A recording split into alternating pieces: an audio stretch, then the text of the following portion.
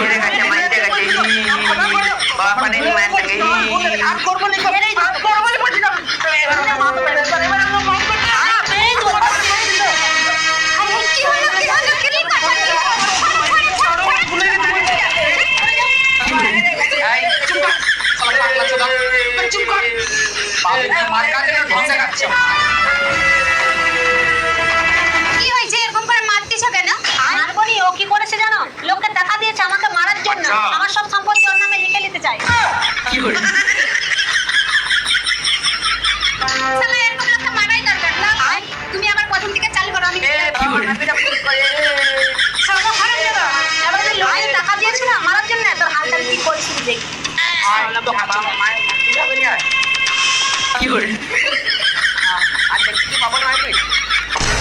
শিশিরদা, আরে একটা কথা শুনছো? বল। কমলকে নাকি আজকে জোর পিঠে চড়বো।